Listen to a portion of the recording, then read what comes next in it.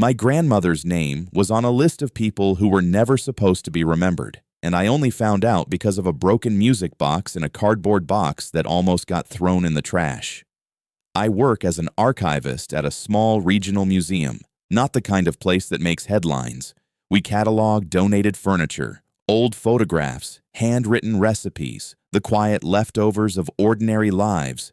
Most days it smells like dust and old paper in there, that particular dry sweetness that settles in your lungs after an hour and never quite leaves. I actually like it. There's something grounding about handling objects that outlive their owners. You start to feel like a witness to something. The donation came in on a Tuesday, a medium-sized cardboard box, slightly damp at the corners from sitting in someone's garage, filled with carnival memorabilia, old show posters with faded colors, a juggling pin with a crack down the middle, a folded velvet banner, and at the very bottom, wrapped in a piece of cloth that had once been red and was now closer to rust, a small music box. The kind with a ballerina on top. The mechanism was broken. When I lifted the lid, nothing played. But something shifted inside when I tilted it, and when I looked closer, I saw that the velvet lining along the bottom had come loose on one side. Tucked underneath it, pressed flat and dry, was a sealed envelope. I almost set it aside. I almost logged it as miscellaneous paper contents and moved on. But something about the way it was hidden, deliberately hidden, not just slipped in, but concealed under the lining with the kind of care that takes a few minutes to do properly, made me stop. I set everything else down and just held it for a moment. The paper was stiff but intact. The seal was still tight. Someone had put this here a long time ago and fully expected it to stay hidden. I opened it carefully at the edge with a letter knife. Inside was a single folded sheet covered in small, precise handwriting. A list. Names down the left side, a city next to each one, sometimes a brief physical description. And then on the far right, in the same careful hand, one word repeated next to almost every entry. Remembered. I counted the names. There were 43 of them. I didn't recognize any of them at first. I started working through the list slowly, reading each name aloud quietly to myself the way you do when something feels important, but you don't know why yet. And then I hit the 31st entry, and my hand actually went cold. The name, the city, the description. It was my grandmother, not someone with a similar name. Her exact name, the city she grew up in, and a detail about her that I had only ever heard from my mother once, mentioned in passing and never repeated. I sat there in that dusty room for a long time without moving. Then I looked at the date written at the top of the page. It was from decades before my grandmother was born. And friends, if you want to know how a piece of paper can make the floor feel like it's moving under your feet, that's how.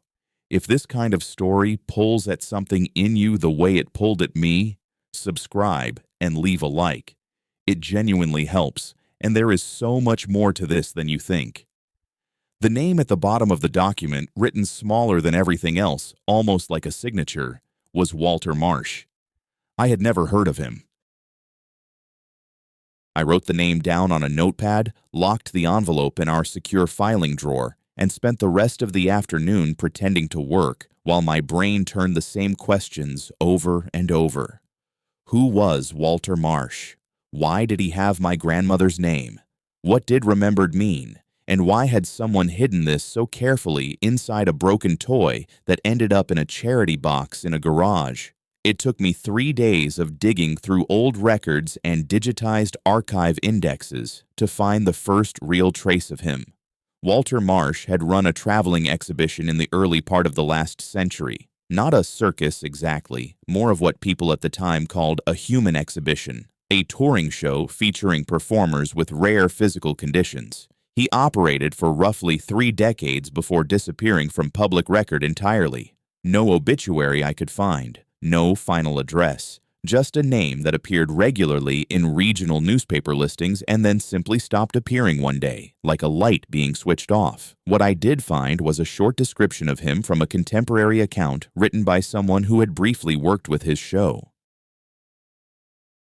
The writer described Walter as a quiet man who asked too many questions and wrote everything down. He said Walter kept a personal notebook that he never let anyone else touch. He said Walter once told him, with complete seriousness, that the people in his show were not what the world thought they were, that they were carrying something. The writer had assumed Walter meant illness. Later, he wrote, he wasn't so sure. I printed that description and pinned it above my desk. Then I started pulling every thread I could find attached to the name Walter Marsh.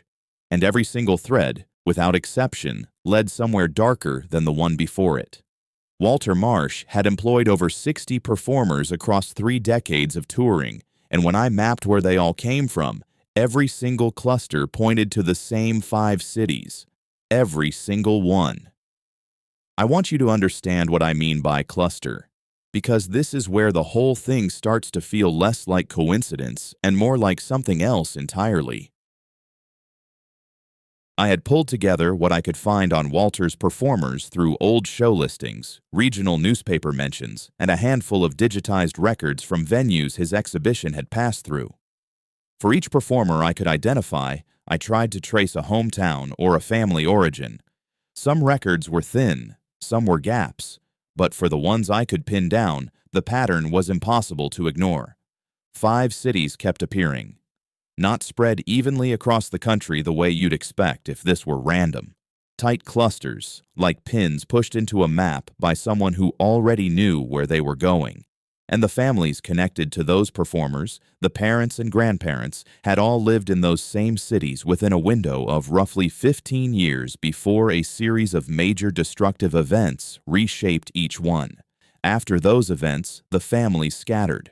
A generation later, their children or grandchildren ended up in traveling shows. I printed the map I'd made and taped it to the wall next to my desk. I stood back and looked at it for a long time. The shape of it bothered me the way a sound bothers you when you can't identify it. Not random, not organic, shaped. Like something had squeezed those families out of those cities the way you squeeze water from a cloth, and the droplets had landed in the only world that would take them in. Walter had noticed this too, and he hadn't stopped there. In the one surviving account I had found, the colleague who wrote about him mentioned that Walter kept what he called a comparison ledger, a second notebook, separate from his personal journal, where he tracked not just origins, but conditions. Which physical traits appeared in which family lines, whether siblings shared characteristics, whether the same traits skipped generations and then reappeared. He was doing something that looked, from the outside, remarkably like a medical study. Except Walter had no medical training. He was a showman who had started noticing things and couldn't make himself stop. The colleague wrote that Walter once said to him, quietly, almost to himself, that the numbers felt like a signature, not an accident, a signature. I read that line 3 times. Then I wrote it on a piece of paper and stuck it under the map. And that word, the hollow quarter, the name that had appeared in 4 separate family histories, kept pulling at me. I hadn't been able to find a single official reference to it anywhere. No neighborhood, no district, no historical record used that name. It existed only in the mouths of people who were no longer alive to explain it. That was the end of what I could find by pulling public records and digitized archives from my desk. The next part required me to actually go somewhere, and that is where things stopped feeling like research and started feeling like something I probably should have walked away from. I need to tell you what Walter was actually collecting before I tell you what I found when I followed his trail in person, because the map on my wall was only half of what made my skin prickle when I stood back and looked at it.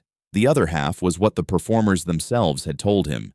I found this through a stroke of luck that still feels almost too convenient when I think about it now. A small historical society 2 states away had recently digitized a collection of miscellaneous papers donated decades ago by an anonymous source. Among them were 4 handwritten pages, unsigned, that appeared to be notes from conversations. The handwriting matched the sample I had from the envelope. These were Walter's notes. Somehow, 4 pages had survived everything that came after. The notes described what Walter called his evening sessions. After shows, when the crowds were gone and the lights were low, he would sit with performers one at a time and simply ask them about their families. Not for the show, not for promotional material. He just asked and listened and wrote down what they said, and what they said across different people, different backgrounds, different years, followed a shape so consistent it made the hair on my arm stand up when I read it. They all described something their grandparents or great-grandparents had called the clearing. Not a fire, not a flood, not a disaster in the way we usually mean the word. A clearing, the way you clear a table before setting it for new guests. Their families had lived in cities with buildings so large and so precisely constructed that people still talked about them in hushed tones a generation later. Cities with underground water systems, with streets lit at night, with workshops running on forces that didn't require burning anything. And then, within what sounded like a very short span of time, it was all gone. The buildings came down. The records disappeared. The people who remembered were told to stop remembering or face consequences that were never spelled out clearly, but were understood completely. Walter wrote at the bottom of the 4th page, in slightly heavier ink, as if he had pressed harder without realizing it. They do not describe something that fell apart. They describe something that was taken apart. There is a difference. And someone went to extraordinary lengths to make sure we would never be able to tell which one it was. I sat with that line for a long time. Outside my office window, the street was completely ordinary. People walking dogs, a coffee cup left on a bench, the kind of afternoon that has nothing to do with anything. But inside, I felt the particular cold that comes not from temperature, but from understanding something you cannot ununderstand. Walter had heard the same story from dozens of people who had never met each other. And somewhere inside a broken music box, he had hidden a list with my grandmother's name on it. The question I couldn't shake anymore was simple. What had she told him? The buildings in those photographs should not have existed. And the moment I saw them, I understood why someone had worked so hard to make sure nobody ever looked at them too closely. I had driven to a regional archive 3 hours from home after finding a reference to a collection of pre-destruction urban photographs that had been donated by a surveying company that no longer existed. The collection had never been digitized. It was stored in flat archival drawers in a room that smelled like cold metal and old adhesive, the kind of smell that coats the back of your throat. The archivist who let me in seemed mildly confused about why anyone would want to see them. She handed me cotton gloves and left me alone. The first photograph I pulled out showed a street in one of the 5 cities from Walter's map. The official story about this city was that it had been a rough and rapidly growing place, mostly timber construction, practical and unglamorous, before a catastrophic fire tore through it and cleared the way for modern rebuilding. I had read that story in 3 separate history books. I had believed it without question. The photograph told a completely different story. The building on the left side of the frame was at least 7 stories tall. Its facade was covered in carved stone columns, each one precisely proportioned. The arched windows along the upper floors were framed with detailed masonry that would have taken skilled craftsmen months to complete on a single section. The street itself was paved with uniform stone blocks laid in a geometric pattern so regular it suggested surveying equipment of serious precision. In the background, half obscured by the angle of the shot, the curve of a domed roof rose above the neighboring structures. The dome was massive, not decorative, structural. I sat there with my cotton gloves and just stared at it. Then I pulled the next photograph. Same city, different street, same story. Buildings of a scale and craft that did not belong to a young frontier settlement. Buildings that looked like the product of generations of accumulated knowledge and labor. I pulled photograph after photograph, and the feeling grew heavier with each one, that particular weight you get when reality stops matching the version of it you were given. I started cross-referencing. I had brought printed copies of the official construction records for several of these structures, documents I had found in digitized municipal archives. According to the records, many of these buildings had been erected within just a few years of each other, sometimes within a single decade. But the stonework in the photographs showed weathering patterns that take much longer than a decade to develop. The foundations visible in a few shots where street level had been excavated showed layering and depth that suggested multiple phases of construction over a long period. These were not new buildings dressed to look old. These were old buildings that the records insisted were new. Walter had written that someone changed the timeline on paper. Standing in that cold archive room with photographs spread across the table in front of me, I felt the full weight of what he meant. The paper said one thing, the stone said another, and the stone had been there longer. I photographed everything I was allowed to photograph. I made notes until my hand cramped. And when I drove home that evening, I kept thinking about one specific image I had seen near the bottom of the second drawer. A wide street, clearly a central thoroughfare, with 2 rows of identical lampposts running its entire visible length. The lamps were not gas. The design of the fixtures was unmistakably electrical, and according to every official record I had ever seen, that city had not had electrical street lighting at the time those photographs were taken, not even close. I told a colleague about it the next morning. She listened politely and then said, maybe the records were just incomplete. Maybe the city had been more advanced than historians realized. I nodded and said yes, maybe, but I knew that was not the whole answer. Because incomplete records and underestimated development do not explain what Dennis found when Walter hired him to trace the paper trail behind the families on that list. Dennis was meticulous. Walter had chosen him carefully, according to the account I had, specifically because Dennis did not speculate. He only reported what he could verify, and what Dennis verified was something that should have caused a serious public conversation at the time, and somehow never did. He had started with the city records from the years immediately following the destruction events in each of the 5 cities.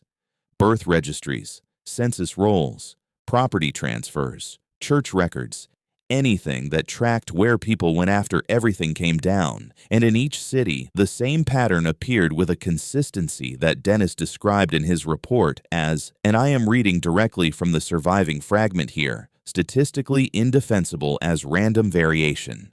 The population numbers did not add up. In one city, the gap between the number of residents documented before the destruction event and the number documented in the years immediately after represented tens of thousands of people, not casualties. The casualty figures for the event were already recorded separately and accounted for. These were people who had simply stopped appearing in any official record at all. No death certificates, no records of relocation, no property sales to new addresses elsewhere, no emigration logs. They were present in the records one year and absent from every subsequent document as though they had been carefully edited out. Dennis had tried to trace individual families across the gap and found that the families with the most consistent physical traits across generations, the same traits Walter had been documenting in his performers, were disproportionately represented in that missing population. He wrote that it was as if someone had gone through the records with a very specific idea of who needed to disappear and who could stay. The coldest part of his report was a single paragraph near the end. Dennis had located intake records from a network of institutional facilities that had operated in the years following the destruction events. These were not hospitals or schools. They were holding facilities, listed under administrative categories that no longer exist in modern bureaucratic language. The intake records listed individuals by a reference number, a physical description, and a status. The status column had only 4 possible entries: transferred, placed, retained, closed. Dennis wrote that he did not know with certainty what closed meant in this context. but he noted that it appeared next to the entries for individuals with the most distinctive physical characteristics at a rate that was not remotely proportional to the others, and not one of those entries had a forwarding location attached to it. Dennis had found proof that tens of thousands of people were systematically removed from the official record, and Walter had spent 30 years figuring out exactly where they ended up. The answer was not complicated. It was just horrifying.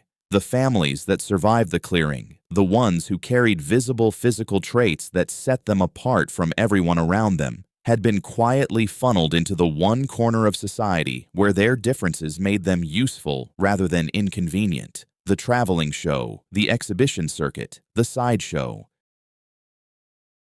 Not by accident and not by individual desperation, but through a chain of placements, referrals, and institutional transfers that Walter had traced with the same methodical patience he applied to everything.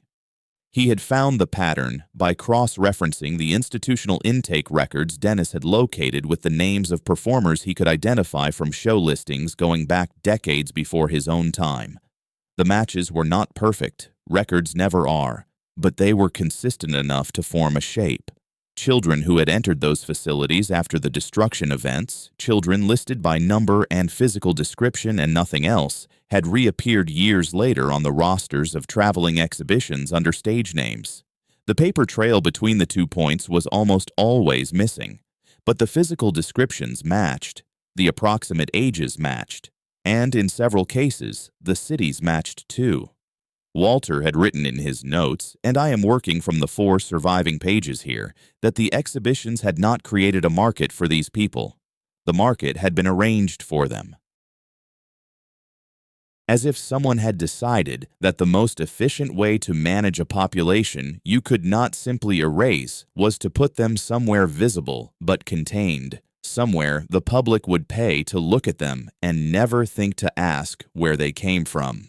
Somewhere their stories would be dismissed as performance rather than testimony. He had closed his notebook after writing that and sat with it for a long time. I know this because he wrote about it afterward. He described the feeling as understanding something that could not be unfelt, like pressing your hand flat against a wall and realizing the wall is warm and has been warm for a very long time, and you are only now noticing. That image stayed with me. I wrote it on a piece of paper and stuck it next to the map and Dennis's phrase about the numbers being indefensible. My wall was getting crowded. Walter had spent the last years of his working life doing 2 things simultaneously: running the exhibition, which was how he paid for everything, and quietly building what he called the manuscript, over 600 pages by the time he finished.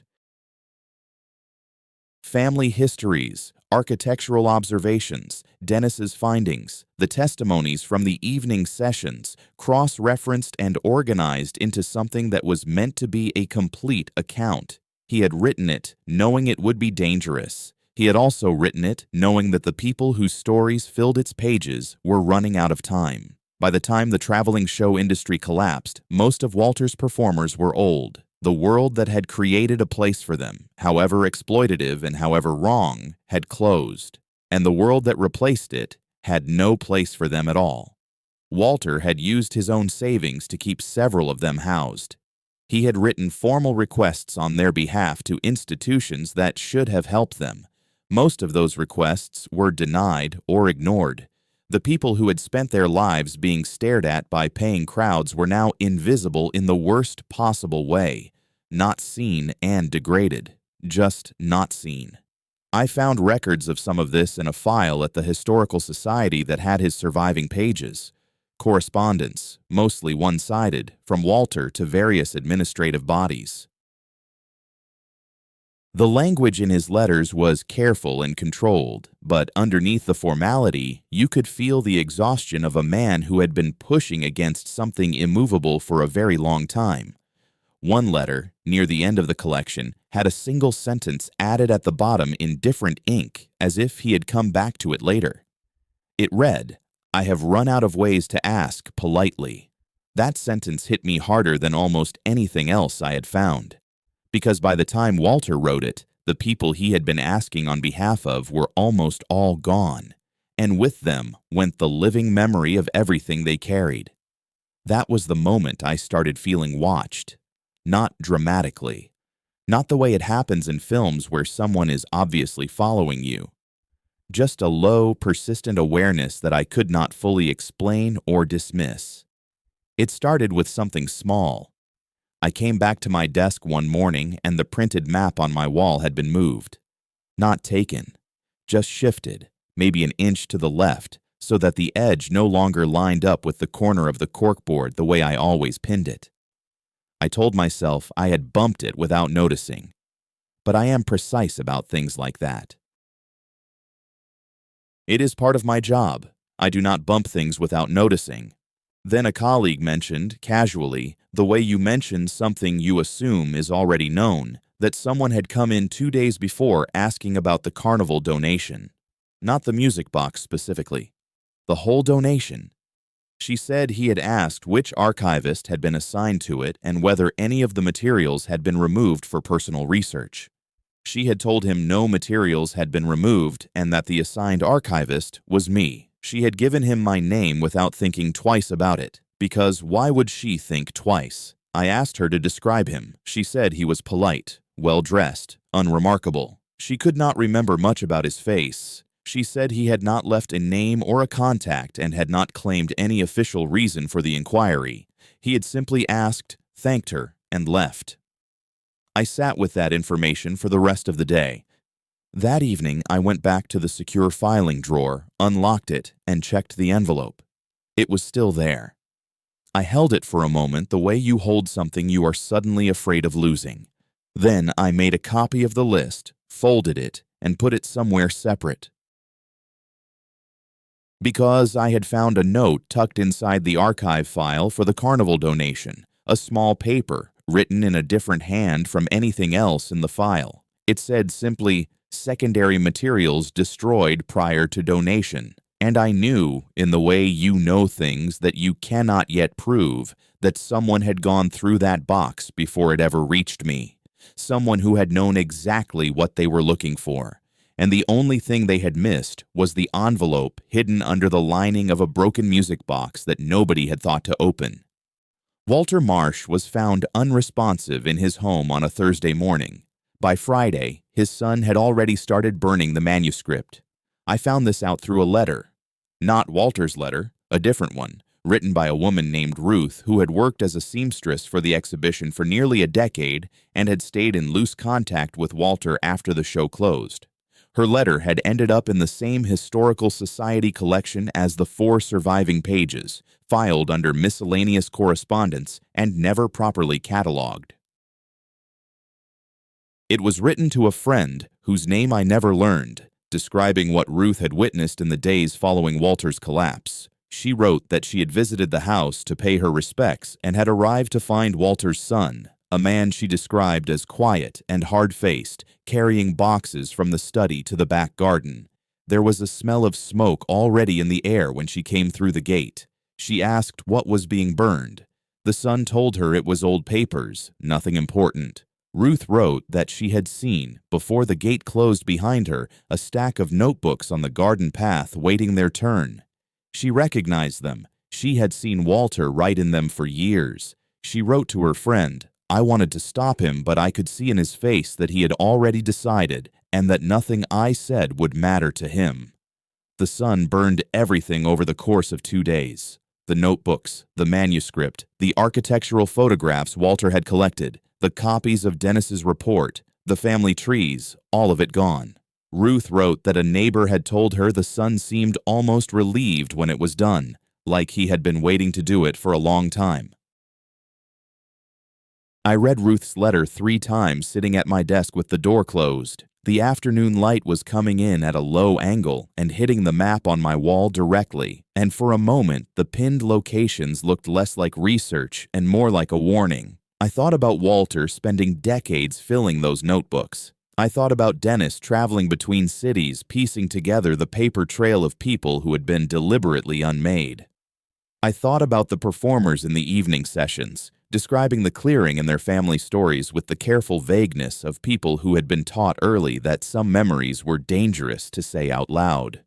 And then I thought about Walter's son and his hard face and his 2 days of burning, because Ruth had included one more detail near the end of her letter, almost as an afterthought.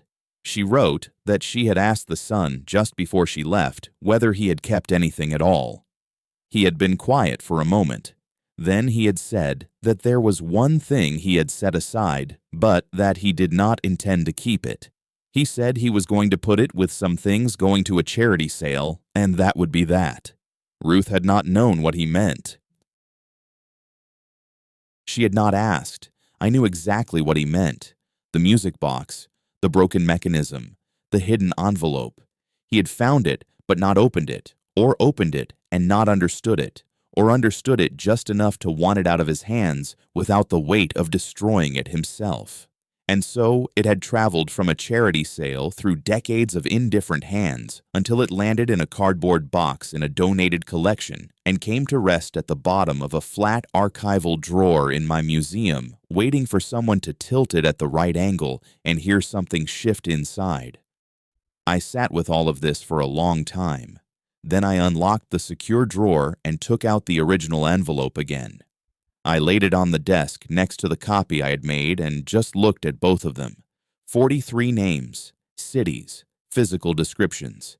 And that word, remembered, written next to almost every entry in Walter's small, precise hand. This was what he had managed to save. Not the 600 pages, not the photographs, not the notebooks, just this one folded sheet, hidden well enough to survive everything that came after it. I looked at my grandmother's name for a long time. The detail written beside it was something only someone who had spoken with her directly could have known, which meant she had met Walter, which meant she had sat with him in one of those evening sessions and told him something specific enough that he had marked her entry separately from the others, something she had never told my mother, something she had taken with her when she died. I will never know what she said. That is the part I have had to make my peace with. The conversation is gone, but the fact of it is not. Her name is on the list. She remembered something, and Walter thought it was important enough to preserve in the only form he had left. The man who had come asking about the donation had not returned. But I had not forgotten him either. I had moved the original envelope to a location I will not describe here. I had made 3 additional copies and placed them separately. Not because I believed I was in any serious danger, but because Walter had believed the same thing right up until he was not. And I had learned enough from his story to know that the difference between a document that survives and one that disappears is almost always just one small decision made by one careful person at the right moment. Here is what I think Walter understood that took me a long time to arrive at myself. The clearing was not a single event. It was a method. You do not erase a population by removing the people. You erase them by removing the context that makes their existence legible. You take the buildings so there is no physical evidence of what was there. You take the records so there is no paper trail. You scatter the families so the oral history fragments and fades. And then you wait, because memory is not permanent. It requires tending. It requires people who believe it is worth the effort to keep it alive. And if you can make those people feel small enough, marginal enough, strange enough that no one will take them seriously, then the memory dies with them and the erasure is complete. What Walter did, imperfectly and at great personal cost, was refuse to let that completion happen. He paid attention when no one else would. He wrote it down when it would have been much easier not to. He hid one envelope in one music box and trusted that eventually someone would find it and understand what they were holding. 43 names. That is all that remains of decades of work. But it remains. And now you know it exists.